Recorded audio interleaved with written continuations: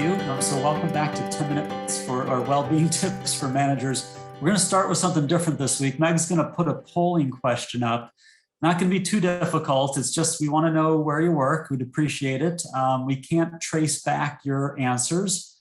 We know that communication at Johns Hopkins Medicine can be a little bit challenging. So we're looking to see where we might not be communicating these sessions that well. Because if we find out that there's no one here from, let's say, All Children's Hospital, maybe we haven't done a good job of making sure they're aware of this.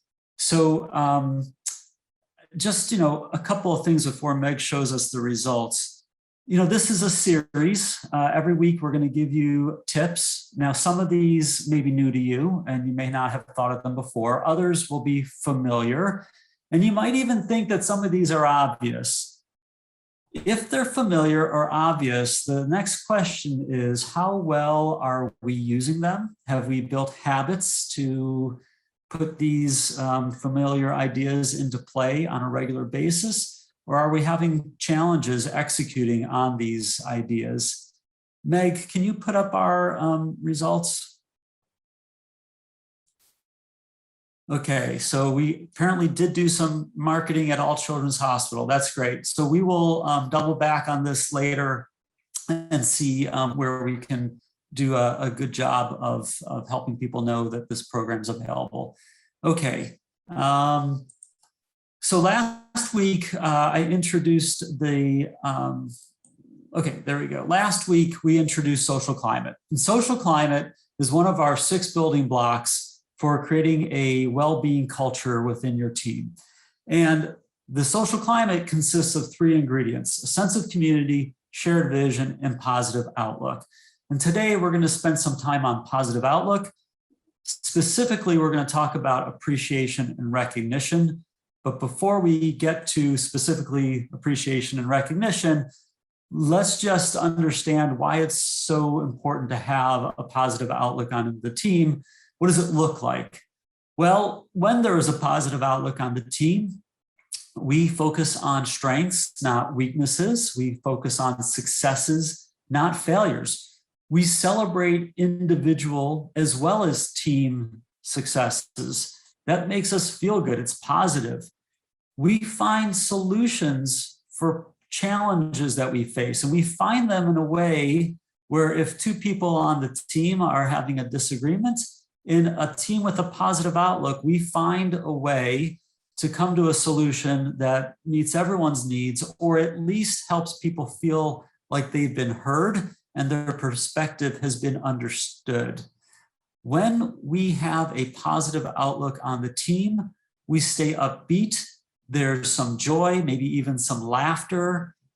Generally speaking, a team with a positive outlook has a cup half full perspective. And there are a lot of benefits to having a positive outlook or being optimistic. Some are for yourself. When people are upbeat and optimistic, they tend to stay healthier and they tend to live longer. Who doesn't want to be healthier and live longer? For a team, when a team collectively has a positive outlook and is optimistic, when there is a setback, when something doesn't go right, it's seen as a temporary item or issue. It's not seen like, yeah, here we go again. It's something that the team can move on from quickly. And when there are times that an individual gets constructive feedback from you, a leader, a boss, that feedback is received well. It's received with a positive intention, like, hey, someone cares enough about me to help me with my development. And when there is a positive outlook on the team, if someone's having a bad day, and let's say they say something that's not nice, or their body language is like, leave me alone, when we as a team have a general positive outlook, we can forgive those bad days or those bad moments because we know that this person is part of us. They're part of our team and they just must be having a bad day. So one way to contribute to a positive outlook is to focus on appreciation and recognition. Now, this might be one of those familiar or even obvious tips. However, I think we should explore it a little bit because I'm not sure how often we embrace it and use it to its fullest advantage. And we know from the literature and surveys and studies that employees are seeking to be appreciated for what they do. They're seeking recognition for their contribution. And when they get that recognition and appreciation, it makes them feel good and it makes them want to stay on the team. So yes, say thank you, praise individual work, compliment. And when you do that, I suggest that you provide some details so that it is authentic. You want it to be authentic. So don't let them read your mind. Tell them specifically what you're thanking them for. And you might even go as far to say why you're appreciative. How did it make you feel? Like when Meg has the polling question ready and she tells me that before we start, I appreciate that because she brings my stress level down that we're not going to have a problem at the beginning of our 10 minutes. We all have bad days. Show concern for someone on your team if you notice they're not acting the same. And you might even go out of your way to provide them some additional support by your own time. What can I do to help you? It seems like you might be having a tough day. Encourage them. If they have a setback, be their cheerleader. Remind them of all the good things they've done in the past and that they'll overcome this small setback. And there are some things that we know not to do, things that take away from the well-being of the people on our team. Ignoring the contribution, ignoring a job well done.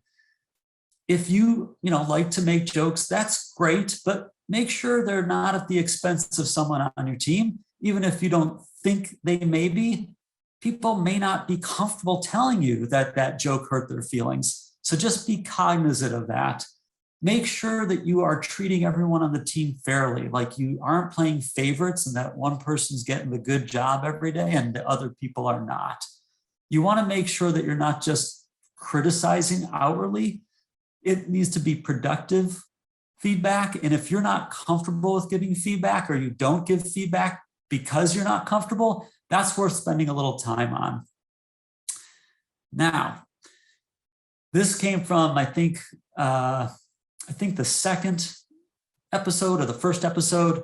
Basically, if you're not feeling well inside, if you're tired, if you are stressed or you're sad, you're probably not going to have the energy or the focus to look at all the great things that the people on your team are doing and then show them appreciation and recognize that work. So remember, check in with yourself. And if you're not feeling great, figure out why and address that, because your own self-care is going to impact your ability to create a positive outlook on your team, including showing appreciation and recognition. So, our tips for the week. This week, we have all manager tips. Sometimes we have agenda tips that you can put on your team agenda, but these are all for you. And a reminder for some of you who've been in this program before, these are numbered in order that we've shared them over the series. The first tip is be aware of your own emotions. We just went over that. The next one, which was shared in a previous episode, is to be nice. Now, this is obvious, and it's tied to tip one. I think it's easier to be nice when I feel well inside. And so they are tied together, and it's just a reminder to have your own self-care because it will impact your ability to be nice. Now, tip number 7, I don't think is as obvious as tips number 1 and 2, or 1 and 3, because we know that the applause platform is available, but we know that there are some users who go to it over and over again and other people who don't use it at all. So the applause platform is a nice way to say thank you and recognize a good job, because not only does the individual get an email that says, hey, thank you, and here's what I'm thanking you for. They also get points towards the applause platform where they could redeem. By the way, I'm not getting paid. This is not an advertisement. I'm not an employee of applause. But also, you're a few more minutes to do this, and they know that it's taking a little extra time. Here are all of our resources. Please connect with us on Twitter and Instagram. Meg, I think one day we should show some of those posts so people can see what's going on those platforms. Sometimes we've got videos. Pediatric neurosurgery featured something. Home care group just sent us something. If your team's doing something in the well-being space and you want to share it with the Hopkins community, send it our way.